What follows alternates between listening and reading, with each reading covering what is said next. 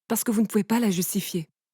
Vous ne faites qu'une pétition de principe et affirmer la conséquence et réifier votre concept encore et encore. Il est très important de comprendre ces choses si vous voulez arriver à la vérité.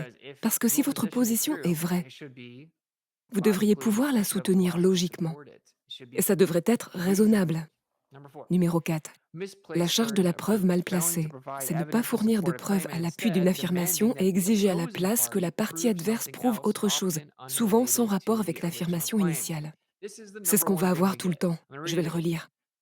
Ne pas fournir de preuves à l'appui d'une affirmation, exiger à la place que la partie adverse prouve autre chose, souvent sans rapport avec l'affirmation initiale. Cela arrive tout le temps, les amis. C'est comme, OK, le rayon est ceci, ceci, ceci, ou le globe est ceci, ceci et cela, et il fait ceci. Et voici sa taille, par exemple. Voici le rayon. OK, eh bien, voici la preuve qui falsifie directement votre prétendue preuve que la Terre est une sphère avec ce rayon. Et vous savez, nous avons des observations à longue distance, des mesures physiques, des transmissions d'ondes radio à micro-ondes les plus longues, etc., qui dépassent de loin les limites physiques géométriques d'une sphère d'un rayon de 6320 km. Et donc, quand en réponse on a « Où est votre carte ?» Eh bien, comment expliquez-vous les éclipses alors? Cette phrase juste là, eh bien, comment expliquez-vous les éclipses alors? En réponse au fait qu'ils ne peuvent pas fournir de preuves de leur affirmation que je conteste, qu'ils ont essentiellement affirmée, j'ai probablement entendu ça 50 fois, 50 fois. Ils font une affirmation, je la conteste. Je leur demande leur preuve réelle de cette affirmation et je souligne ce qui ne va pas dans la logique, le raisonnement. Je souligne les preuves contraires. Et alors ils répondent « Oh, eh bien alors comment expliquez-vous cela ?» Ceci est une charge de la preuve mal placée, c'est juste une tactique. C'est aussi un sophisme de diversion, ou red herring, et presque toujours un non sequitur. C'est plusieurs choses. Bon, passons à la suite. En appliquant cela à cette discussion spécifiquement sur la nature de la Terre, voyons l'application logique de la charge de la preuve dans le débat cosmologique ou la discussion sur la nature de la Terre. 1. La position par défaut. La position par défaut est que la Terre est un plan topographique stationnaire, basé sur des preuves empiriques, prima facie. Cela signifie visiblement. La position par défaut est que la Terre est stationnaire et qu'elle est un plan topographique. 2. L'affirmation alternative. L'affirmation opposée à cette position par défaut est que la Terre est une sphère qui oscille, tourne et orbite dans le vide. 3. Processus logique adéquat. La position empirique par défaut a intrinsèquement substantivé la charge de preuve. La charge de la preuve incombe à l'affirmation alternative. Je pense que cette diapositive est explicite. Le fait est que la position par défaut, que nous allons examiner de manière plus approfondie, est que la Terre est stationnaire et un plan topographique, et que les éléments célestes bougent au-dessus et autour de nous. Objectivement, et cela n'est pas mon opinion, ce n'est pas une conclusion sur la nature de la Terre, et nous n'en sommes même pas encore là. Je pose simplement un fait logique objectif. La position par défaut est que la Terre est stationnaire et un plan topographique. Ensuite, il y a une affirmation alternative qui est que la Terre n'est en réalité pas stationnaire. Elle serait inclinée, oscillante, tournant, orbitant autour du centre galactique et se déplaçant à plus d'1,6 million de km/h dans l'espace. De plus, on affirme qu'elle a certaines couches, un noyau constitué de telle matière, une atmosphère contiguë à un vide de 10 puissance moins 17 torr, et que l'espace et le temps sont déformés. La liste continue encore et encore. Il y a une affirmation alternative qui dit que, bien que la position par défaut semble vraie, en réalité, son contraire est vrai. L'antithèse de ça est en fait vraie. Sûr, en apparence, ça a l'air stationnaire, mais en fait, ça bouge dans de multiples vecteurs différents. Évidemment, vous avez la charge de la preuve. Et pour appliquer cela correctement sur le plan logique, la position empirique par défaut, et ça c'est le truc difficile à avaler pour les gens. La position empirique par défaut a déjà substantivé la charge de preuve intrinsèquement. C'est pour cela que c'est la position par défaut. L'évidence de la Terre stationnaire a déjà été fournie. La charge de la preuve a été substantivée, manifestement. C'est pour ça que c'est la position par défaut. À ce stade, la charge de preuve revient à la partie qui fait l'affirmation alternative. C'est très simple.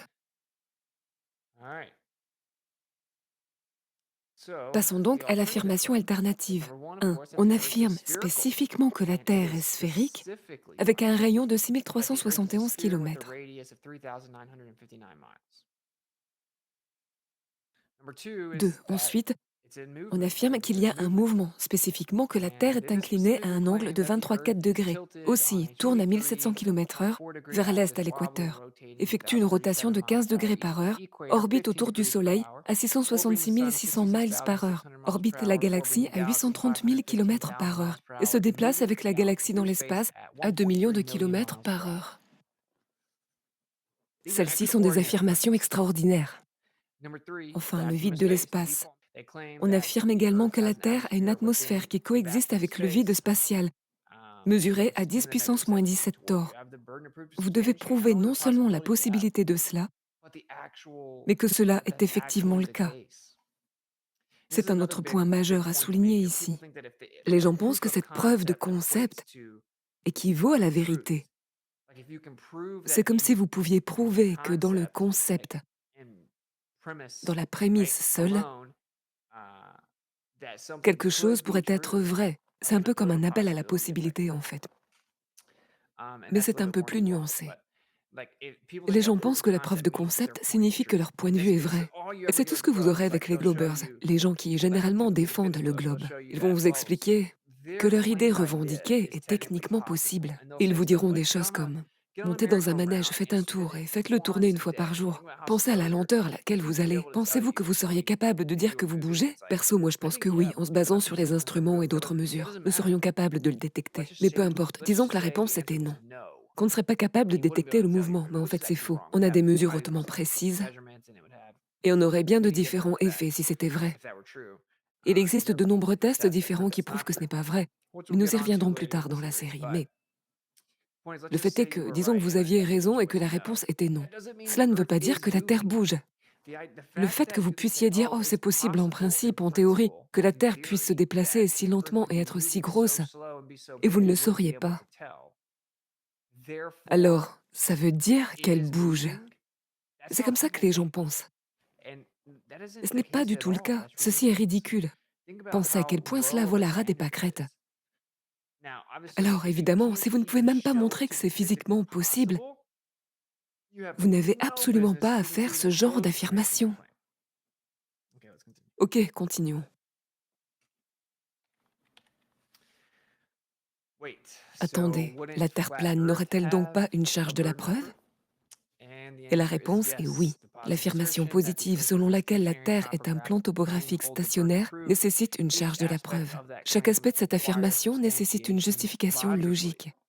Ça serait qu'elle est stationnaire et qu'il s'agit d'un plan topographique, et je dirais même d'un plan topographique fermé. Remarque importante, il est important de souligner que l'affirmation de remplacement de la Terre plane, entre guillemets, n'est pas nécessaire pour contester un autre modèle. La falsification est indépendante du remplacement. Les affirmations positives de spécificité ont une charge de preuve pour étayer ces affirmations. Point final. C'est très simple. Point final.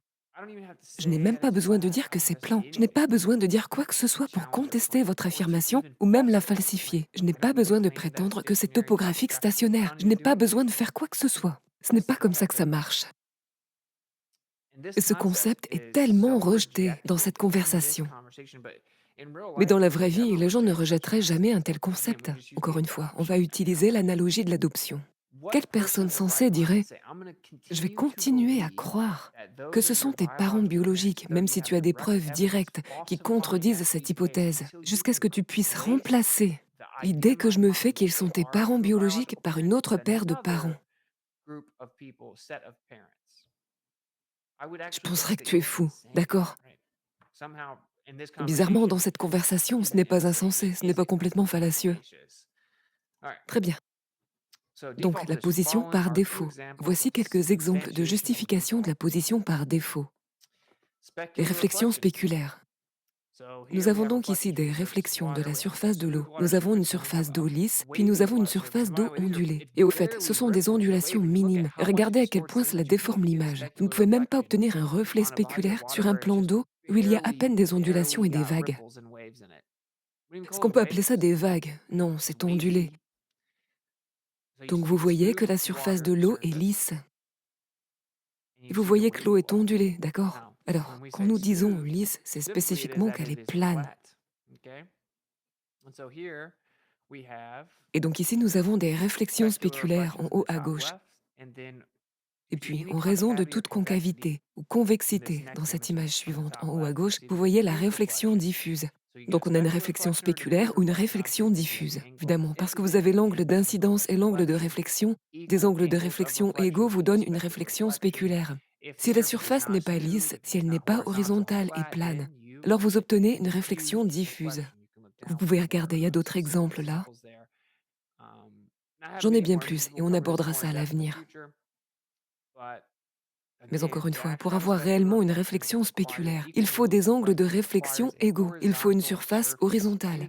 Toute cavité concave ou convexité diffusera immédiatement la réflexion, car elle commencera bien sûr à se refléter avec différents angles par rapport à la courbure de la surface. Alors donc, si nous voyons cette image ici en bas à droite, ou même cette image ici, la position par défaut est que nous avons ces réflexions spéculaires, une à une. Et si vous regardez ici, c'est au-dessus d'un salar plat. C'est une observation à longue distance. On a là de très nombreux kilomètres de nuages. La position par défaut est que vous ne pourriez même pas avoir cette réflexion spéculaire un à un si la surface n'était pas plane, littéralement. Vous ne pourriez pas, car elle se diffuserait, elle serait déformée. Regardez bien. Vous ne pourriez même pas dire ce qu'est cette réflexion, juste avec ces légères ondulations. Alors, imaginez que cette surface elle-même est en fait une courbure générale, une convexité ou une concavité. Cela déformerait considérablement l'image, et en fait, elle la déformerait à un rythme constant, proportionnel à cette courbure. Vous ne pouvez pas obtenir de réflexion spéculaire un à un, manifestement, en vous basant sur les preuves empiriques que nous pouvons reproduire de 1000 manières différentes pour avoir réellement ces réflexions spéculaires. La masse d'eau sur laquelle elles se reflètent doit être horizontale pour vous donner à nouveau cette réflexion spéculaire, pour la troisième fois. Sinon, ce serait une réflexion diffuse. Donc la position par défaut, essentiellement empiriquement, est qu'elle est plane. Si vous allez me prétendre que ce n'est pas le cas, vous devez, encore une fois, premièrement, prouver qu'il est même possible d'avoir des réflexions spéculaires un à un sur une surface courbe, et ensuite, deuxièmement, vous devez réellement prouver que la surface est en fait courbe. Aucune de ces deux choses n'est jamais faite. Voici un autre exemple, les observations à longue distance. Ici, en haut à gauche, nous avons une distance de 270 km. La hauteur de l'observateur est de 220 mètres. La cible cachée est à 3440 mètres. Et l'altitude de la montagne est de 3660 mètres. Donc, presque toute la montagne devrait être obstruée. Et regardez comment vous pouvez voir clairement cette montagne. Et on a ça sur toutes les images, d'accord? Nous avons cette image suivante à droite qui devrait être à presque 914 mètres sous la courbure de la Terre. Pourtant, nous regardons bien les montagnes. Et ici, nous avons presque toute la montagne qui devrait être obstruée. Et encore une fois, même chose dans la suivante. Presque toute la montagne devrait être obstruée. Ici, en bas à gauche, nous avons la montagne qui devrait être à presque 1220 mètres plus bas. Et donc, manifestement, en utilisant le rasoir d'Occam, encore une fois, nous voyons la montagne que nous savons être directement devant nous, dans cette direction cardinale très précise, avec la forme et la topographie réelle que cette montagne présente. Parce que nous voyons la montagne que nous savons être devant nous et pouvons vérifier qu'elle est là, y compris avec un radar. Nous pourrions littéralement monter dans un bateau et y aller. Nous pourrions prendre un avion et voler jusqu'à elle. Nous pouvons marcher jusqu'à elle, n'est-ce pas? Donc c'est très simple. Et les gens, c'est ce qu'ils font toujours. Ils commencent immédiatement à dévier et ils disent « Oh, eh bien alors pourquoi ne puis-je pas voir ça? Pourquoi ne puis-je pas voir toute la montagne ?» Eh bien, vous savez, les choses changent en rayon de la taille angulaire, de l'emplacement apparent de l'horizon qui s'élève optiquement. Donc évidemment, on va le voir s'élever légèrement au-dessus de nous, puis cet objet va en fait converger vers le bas dans un point de compression jusqu'au point de fuite. Mais peu importe, c'est une diversion fallacieuse, une tentative d'obscurcir la logique. Vous avez la charge de prouver que la montagne n'est pas réellement là. Et ce que les gens font encore dans ce scénario, c'est qu'ils pensent qu'une preuve de concept prouve en quelque sorte la véracité de leur affirmation. Ils disent « Eh bien, nous savons que la lumière peut se courber, donc c'est ce qui se passe. La lumière se courbe et crée l'illusion qu'elle est là. » Et c'est évidemment un problème majeur pour les silhouettes. Le problème majeur est que vous allez devoir affirmer que le soleil fait en fait cela au même rythme que les montagnes. Et ensuite, vous allez devoir expliquer la cohérence des heures du coucher de soleil et pourquoi elles ne changent pas radicalement lorsque nous voyons ces montagnes de beaucoup plus loin. Et vous allez également devoir expliquer pourquoi nous pouvons prédire certaines de ces observations sur 2 mêmes jours calendaires des années à l'avance. Nous pouvons réserver un vol 1 an à l'avance et aller le voir, parce que nous savons que le soleil va se coucher directement derrière lui, et ensuite ces montagnes seront éclairées en contre-jour et nous verrons la silhouette. Le fait est que le simple fait de montrer que la lumière peut se courber en fonction de son milieu ne rend pas votre affirmation vraie, selon laquelle elle se courbe suivant un rapport bien défini dans ses observations. Il existe d'autres falsifications de cette affirmation, mais l'admettre en réalité revient à admettre un raisonnement fallacieux. Vous savez, c'est à quel point le modèle dominant du globe est mal soutenu et à quel point les gens sont mal équipés en logique en 2024. Ils pensent que s'ils peuvent simplement vous montrer une preuve de concept, ou même simplement vous dire qu'une preuve de concept pourrait être vraie en théorie, cela équivaut à ce que leur affirmation est ce qui se passe en vrai. C'est tellement has-been, logiquement inepte et logiquement en faillite. Ce n'est pas le cas. Donc, objectivement, la position par défaut est que nous savons que ces montagnes sont devant nous. Nous pouvons le vérifier. Elles ont été vérifiées et nous regardons dans cette direction où nous savons que la montagne est. Et nous voyons la montagne. Et en fait, la montagne va bloquer les choses derrière elle. Elle va bloquer le soleil et créer une silhouette. Et nous savons que lorsque le soleil se couchera derrière elle, nous allons avoir la silhouette. Nous pouvons prédire quand nous allons la voir. La position par défaut est que ces montagnes sont devant nous. Nous avons une ligne de vue directe sur les montagnes qui bloque le soleil derrière elle, bloquant la lumière derrière elle. Qu'est la position par défaut? C'est bien sûr que cette affirmation que la Terre est une sphère ne fonctionne même pas mathématiquement. Mais vous l'avez compris, c'est assez simple. Voici quelques exemples alternatifs parce que je ne voulais pas que la présentation soit trop longue. Numéro 1, le relevé et la mesure. Pour tout le génie civil pratique, le relevé plan est utilisé et appliqué. Dans le relevé plan, l'hypothèse de courbure de la Terre est entièrement ignorée. Un fil à plomb vertical est établi perpendiculairement à la ligne de base horizontale, c'est-à-dire la Terre. Encore une fois, cela est utilisé pour tout le génie civil. Ce que cela signifie spécifiquement, c'est que, dans le modèle réel, pour toute utilisation pratique réelle, lorsqu'il s'agit de construire des pistes d'atterrissage, des voies ferrées, des canaux, des projets longs, des bâtiments, il y a des bâtiments et des usines qui font des kilomètres de long. Donc lorsqu'il s'agit d'applications réelles de l'ingénierie, encore une fois, des ponts, des canaux, des pistes d'atterrissage, des voies ferrées, nous effectuons en fait des mesures de surface plane lorsqu'il s'agit de mesures réelles en général.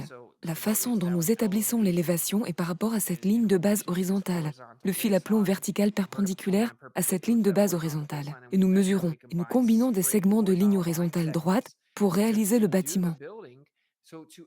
Donc, pour créer réellement l'infrastructure même du monde dans lequel nous vivons, vous devez utiliser la compréhension que la Terre est plane, en ignorant complètement la notion qu'elle est courbée. Cela justifie objectivement la position par défaut selon laquelle il s'agit d'un plan. Et vous mesurez l'écart topographique par rapport à cette ligne de base horizontale.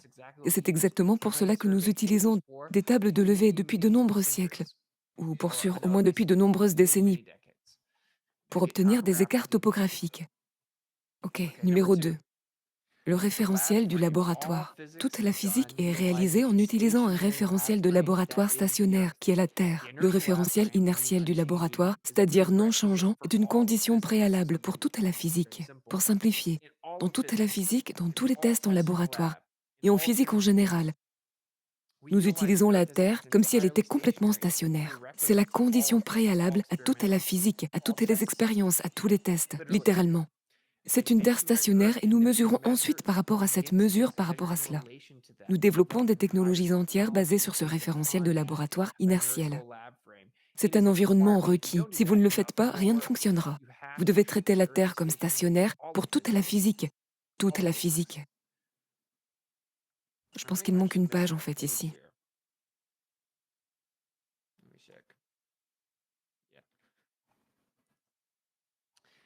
Toutes les autres pages que j'ai, tout ce qui concerne l'armée, tous ces différents documents militaires, et cela va directement dans le cadre du laboratoire stationnaire, où vous avez des trajectoires d'avions, des trajectoires de balles, et des hélicoptères d'atterrissage, de développement de toutes sortes de systèmes d'armes, des systèmes d'armes à propagation électromagnétique, et la liste est longue. Évidemment, il y en a des centaines qui utilisent un cadre de laboratoire stationnaire, et ils utilisent une Terre plane, littéralement. Par exemple, La propagation électromagnétique sur une Terre plane est un document de l'armée utilisé pour les systèmes d'armes au sol, ce qui signifie que pour développer réellement le système d'armes au sol, pour attaquer réellement votre ennemi via l'acquisition de cibles d'armes électromagnétiques, ils doivent utiliser une Terre plane en traitant spécifiquement la Terre comme un plan diélectrique et en déduisant ensuite l'acquisition de cibles par rapport à la propagation horizontale sur le plan diélectrique parallèle. Ok, donc la façon dont nous pilotons les avions. Nous devons traiter la Terre comme un plan stationnaire, d'accord? Comme une surface plane non rotative. Et nous utilisons notre altimètre par rapport aux couches horizontales parallèles de l'atmo. C'est ainsi que ça fonctionne réellement dans la vie réelle. Toute la physique, tous les voyages, toute la technologie utilisent un cadre de laboratoire stationnaire et une Terre plane. Cela devrait être assez intéressant. Encore une fois, cela justifie objectivement la position par défaut. Et c'est en fait nécessaire. C'est une condition préalable, une exigence préalable à l'efficacité de la mise en œuvre de toutes ces technologies différentes et de la physique et des expériences qui nous ont donné cette technologie. C'est un fait. C'est juste un fait. Il y a une affirmation sur la table selon laquelle, oui, vous devez traiter la Terre comme si elle était stationnaire et qu'on la prend pour un cadre de laboratoire inertiel. Mais qu'en fait, elle n'est pas réellement stationnaire. En fait, elle n'est pas inertielle parce qu'elle tourne. Cela signifie donc qu'elle est accélérative et qu'elle change. Qu'est-ce qui est la charge de la preuve ici? Celle qui dit que la Terre est stationnaire? Oh, regardez, tout dans le monde, dans toute la physique et toute la technologie, nécessite l'application d'une Terre stationnaire pour fonctionner. Toutes les mesures sont inexactes, toutes les prédictions sont inexactes, tous les tests sont inexacts, dès que vous n'appliquez pas une Terre stationnaire. Ok, encore une fois, la position par défaut a été confirmée. Et imaginez un peu nier ce que je dis en ce moment. C'est ce qui rend la conversation à ce sujet si bizarre. Les gens sont si malhonnêtes à ce sujet. Numéro 3, la mesure céleste. La navigation, le système de latitude, etc. utilisent la mesure de la Terre plane pour les objets célestes. Une ligne de base horizontale est à nouveau utilisée comme pour l'arpentage et l'élévation. Nous prenons le niveau de la mer. Nous étendons cette ligne de base horizontale jusqu'au bout. Pour tous les levées, nous prenons le fil à plomb vertical perpendiculaire à la ligne de base horizontale. Pour les avions, la ligne de base horizontale que l'on prend, c'est la Terre, puis les couches horizontales parallèles de l'atmo et nous ajustons en conséquence. Pour la déduction algorithmique de l'angle d'atterrissage d'un hélicoptère, nous traitons la Terre comme une ligne de base horizontale. Et donc, pour tout type de méthodologie de navigation que nous utilisons, les mesures fondamentales qui étaient la condition préalable à cette construction, y compris la construction de la latitude, étaient que vous établissiez votre niveau vertical localement et que vous utilisiez ensuite une ligne de base horizontale. Une ligne de base horizontale est généralement requise pour la mesure initiale. Cette ligne de base horizontale est étendue jusqu'à la position au sol zénitale de la dite observation céleste, une partie très importante. Ainsi, lorsque vous faites la latitude, vous prenez Polaris, vous prenez des mesures d'angle, vous vous éloignez de Polaris et vous continuez à prendre des mesures d'angle par rapport à elle. Eh bien, cette mesure d'angle crée littéralement un triangle avec une ligne de base horizontale. Cette ligne de base va jusqu'à la position au sol, là où se trouve le zénith. Ce qui veut dire que Polaris serait directement au-dessus de vous. Ce n'est pas seulement une chose localisée, c'est une ligne de base horizontale qui va jusqu'au bout. C'est ainsi que vous obtenez ces cercles concentriques qui sont le système de latitude. La condition préalable au système de latitude que les gens utilisent même dans cette affirmation de modèle de globe était des mesures objectives de la Terre plane. Donc encore une fois, cela justifie logiquement la position empirique par défaut selon laquelle la Terre est un plan.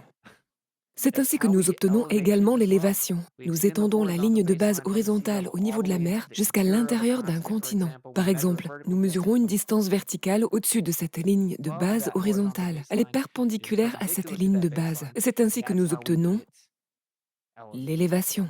Numéro 4, bien sûr, l'expérience. La position empirique par défaut, basée sur l'observation et l'expérience que la Terre est un plan stationnaire et que tous les, entre guillemets, corps célestes se déplacent au-dessus en tournant. Et alors, les gens diront, on ne peut pas toujours faire confiance à ces sens. Voici un exemple. Une preuve de concept n'est pas forcément la vérité ou la preuve de ce que vous avancez. Ce serait une norme tellement stupide et inepte à appliquer. Par conséquent, vous seriez alors obligé de considérer presque tout comme vrai tant que quelqu'un pourrait vous fournir un quelconque type de preuve de concept. C'est donc très simple. Dans tous ces scénarios, on prétend que la Terre est une sphère, je vous le promets. Elle est tellement grande, et oui, bien sûr, elle est inclinée, elle oscille, elle tourne, pivote, vole dans l'espace. Mais il y a la courbure et la déformation de l'espace et du temps, et donc on ne dirait pas. Elle donne l'impression qu'elle est stationnaire. On va donc devoir l'utiliser comme si elle était stationnaire. Et elle est tellement grande et il se passe tellement de choses avec la lumière qu'elle semble toujours plane. Et au radar, elle semble plane. Et les mesures doivent être prises comme si elle était plane, mais en fait, elle est courbée. Et en fait, elle oscille, elle fait sa rotation, et elle est en orbite. Et en fait, elle vole dans l'espace. Ces affirmations sont contraires à la position empirique par défaut. Par conséquent, la charge de la preuve est objective. La charge de la preuve, pour le plan topographique stationnaire, a été intrinsèquement justifiée. Donc, et je vais me répéter, l'affirmation qui est contraire à la position empirique par défaut qui a été étayée a la charge de la preuve. Renverser la charge de la preuve est fallacieux et dire oh, eh bien, vous contestez ou niez mon affirmation selon laquelle ça semble être plat, mais en fait c'est courbé. Alors prouvez que ce n'est pas courbé. Non, de quoi parlez-vous? J'affirme qu'il existe un plan topographique stationnaire, bien que cette affirmation ne soit pas nécessaire pour falsifier ou contester votre affirmation. Mais je fais cette affirmation, n'est-ce pas? Je la fais. Et donc elle est étayée comme étant la position par défaut. C'est juste objectif. C'est objectif. Et le plus tôt vous pourrez reconnaître que c'est vrai et dire « Ok, la position du plan topographique stationnaire, la Terre plane, comme on l'appelle, est la position par défaut. » Si vous ne pouvez pas honnêtement reconnaître cela, alors vous n'êtes même pas capable d'entrer réellement dans cette conversation avec honnêteté intellectuelle. Vous avez 0% de chance d'arriver à un quelconque type de conclusion logique. Votre position est inadmissible dans un forum intellectuel. Elle est inepte, elle n'est pas pertinente. Elle est logiquement en faillite et inadmissible. Et donc, ne voudriez-vous pas au moins avoir une croyance justifiée où vous avez étayé et compris ce que vous considérez comme vrai? Maintenant, évidemment, ce que nous allons faire dans cette série, c'est que nous allons en fait aborder spécifiquement bon nombre de ces affirmations, les prétendues réfutations, les prétendues justifications, etc. Mais ce qui se passe toujours, et la première chose que nous obtenons avec beaucoup de cela, c'est que les gens confirment simplement la conséquence. Si je suppose la sphère de la Terre, alors c'est ainsi qu'Ératosthène fonctionnerait. Si je pars du principe que la Terre est une sphère, alors la lumière devrait se courber à ce rythme pour que je puisse voir ces montagnes à des centaines de kilomètres de distance. Et ce qu'il y a en dessous de la courbure de la Terre à des milliers de pieds, voire des kilomètres. Si je pars du principe que la Terre est une sphère, alors quelque chose doit forcément se produire pour créer l'illusion que nous voyons les montagnes directement devant nous en ligne de mire. Donc c'est ce qui se passe. Ceci est simplement une affirmation de la conséquence. C'est aussi une réification du concept de la sphère. Pareil avec le noyau de la Terre, d'accord? Les gens réifient juste le concept. Donc, pour résumer, c'est très simple en fait. La position qui émet une affirmation positive a la charge de la preuve. Et si elle fournit des preuves et la justifie de manière légitime, alors la partie qui la conteste doit alors réfuter cette position.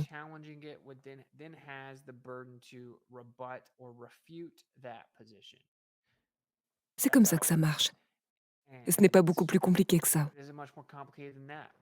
Et dire « Oh, puisque tu ne prétends pas savoir ce qu'est une éclipse ou ce que sont les étoiles, alors ma position est vraie et stupide. » C'est un argument d'ignorance, un argument de silence. Souvent, on aura des sophismes d'hommes de paille, des diversions, des non sequitur, des affirmations de la conséquence, des réifications, des appels à la majorité, des appels au consensus. On aura des empoisonnements du puits, des généralisations hâtives, des glissades fatales. Et ce sont tous des sophismes. La charge de la preuve est fondée sur des preuves empiriques et la logique. Et encore, comme je l'ai dit 1000 fois, l'affirmation que la Terre est un plan topographique stationnaire est intrinsèquement, fondamentalement la position par défaut, basée sur des paramètres logiques et empiriques. C'est à vous de prouver le contraire. Ensuite, les gens perdent leur sang-froid et s'énervent. Ils disent « Oh, c'est parce qu'il n'a pas de preuve que la Terre est plane », alors qu'on vient juste de couvrir toutes les preuves qui étayent cette position par défaut. Ceci est un mensonge, c'est malhonnête. D'accord? La raison pour laquelle je m'attarde sur ce point en ce moment, pour commencer la série, et je le mentionne souvent, c'est que les gens sont tellement malhonnêtes à propos de cette conversation, que ce soit par dissonance cognitive ou autre. Parfois, ce sont même des gens qui sont généralement très logiques. Si vous ne pouvez pas être logique dans la conversation, nous ne pouvons pas progresser dans une discussion fructueuse, d'accord? Ce sont juste les faits. Voilà, c'est donc la conclusion. Tant avec Middle Ground que la saison 2 de Schooling Globers. Le premier épisode, c'est comme des prérequis, beaucoup plus méta, beaucoup plus simple et logique pour la conversation. C'est comme une compréhension requise avant d'entrer vraiment dans le cœur du sujet, d'essayer de le comprendre. Et je vais essayer de garder ces émissions spécifiques au sujet et avec le PowerPoint pour qu'ils ne soient pas trop écrasants ou super longs. Et je ferai également des chapitres qui exposent en quelque sorte chaque point. Et vous pourrez le parcourir. Je vais conclure, j'ai d'autres choses à faire. J'espère que vous avez apprécié. Je sais que beaucoup d'entre vous sont probablement familiers avec ça, mais il est très important que les gens comprennent en quelque sorte quelle est l'origine de base de cette conversation et pourquoi tant de personnes se sont détachées et ont suspendu leurs croyances aveugles parce qu'elles ont découvert qu'elles étaient constamment trompées par le scientisme dominant et moquées, ridiculisées et intimidées pour avoir pensé par elles-mêmes. Et je vous encourage, si vous êtes nouveau à l'un de ces sujets, à combiner les deux, à combiner Middle Ground en termes de géocentrisme, etc., et Schooling Globers, juste pour que vous soyez informés de votre position au moins, avant de tirer tout type de conclusion définitive, et encore moins d'affirmations confiantes. Cherchez et dites la vérité sans équivoque. Les faibles trouvent leur contentement dans le consensus de l'ignorance. Alors qui se soucie de ce que pensent les autres? Les gens attaquent ce qu'ils ne comprennent pas, et ils attaquent aussi quand ils sont dans un état de peur. Ils attaquent aussi les gens qui sont assez forts pour s'exprimer contre la majorité ou le groupe, parce qu'ils n'en sont généralement pas capables. Et c'est peut-être de l'envie ou encore une sorte de réaction de peur. Alors qui se soucie de ce que ces gens pensent, d'accord? Et comme le disent les Écritures, réjouissez-vous lorsqu'ils vous insultent à cause de son nom ou de la vérité, car ils ont fait cela à tous les prophètes avant vous. C'est un indice aussi vieux que le temps. Alors persévérez dans la vérité. Comprenez que c'est aussi pour les générations à venir. Et cela semble vraiment méta et un peu trop pour les gens, mais c'est juste la vérité. Nous vivons dans un monde qui est tellement à l'envers. C'est parce que si peu de gens sont prêts à faire des sacrifices personnels, à prendre le temps d'examiner réellement ces conversations et à parler de la vérité une fois qu'ils l'ont trouvée. Alors cherchez et dites la vérité sans équivoque. Une fois que vous l'avez trouvée, vous avez l'obligation d'en parler. Et rappelez-vous également que ce qui est vrai est rarement populaire, et ce qui est populaire est rarement vrai. All right, peace.